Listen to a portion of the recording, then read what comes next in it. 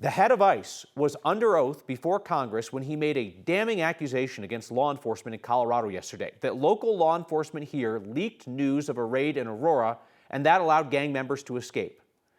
But the timeline didn't match up to us, and when we started asking questions, ICE deleted the accusation from its social media accounts. Our Marshall Zellinger saved the receipts. So many times, I'll give you the example of Aurora, Colorado. It's actually Colorado, but that's not what we're fact-checking. When acting ICE Director Todd Lyons testified in front of Congress Thursday, he made this claim about the February 2025 ICE operation in Aurora. We were going to serve a criminal warrant on an apartment complex of known TDA gang members that was full. We tried to work with the state and local government. They made notifications that the operations were ongoing. So when tactical teams arrived, protesters were already there, and the apartment complex was empty. ICE social media accounts amplified Lyons' comments to Congress. Here is the post that ended with, "Local law enforcement made a public notification of our presence, a decision that could have cost American lives." After we reached out to ICE asking questions about the claim in this post and Lyons' testimony, the social posts were deleted.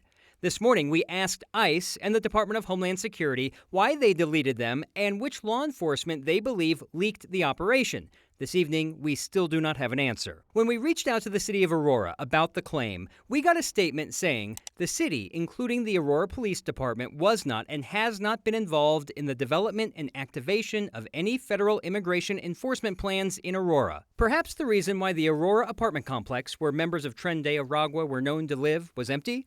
On January 24, 2025, the city of Aurora posted a court-ordered emergency closure of the apartments, letting residents know they needed to be out by February 18th. ICE showed up February 5th. The only evidence we can find that could have tipped off that ICE was coming did not come from local law enforcement. It came from the U.S. government 1 week before the operation in the Denver metro area. U.S. Northcom says as of yesterday, ICE will be able to stage and process people here at Buckley Space Force Base. They say this is at the request of the Department of Homeland Security. U.S. Northcom in Colorado Springs confirmed on January 28th that Buckley Space Force Base was being set up to house detainees. Today, U.S. Northcom could not comment when we asked if the military could have cost American lives, using the language from the now deleted ICE social post. Buckley Space Force Base referred us to ICE. So what happens if someone makes a false or inaccurate claim to Congress? Could be considered perjury. We asked ICE if Lyons planned to try to amend his testimony in some way. Again, got no answer. A congressional staffer with knowledge of how this works told me you can make a faithful attempt to correct the record, and that would usually not be considered perjury, but the ultimate decision is up to the attorneys that represent the majority. So in this case, Kyle, the Republican Party attorneys. As for the bigger idea of whether people knew that deportation raids were coming to Aurora, I recall a guy that I saw on television in October of the year before who said that the mass deportations were going to start in Aurora.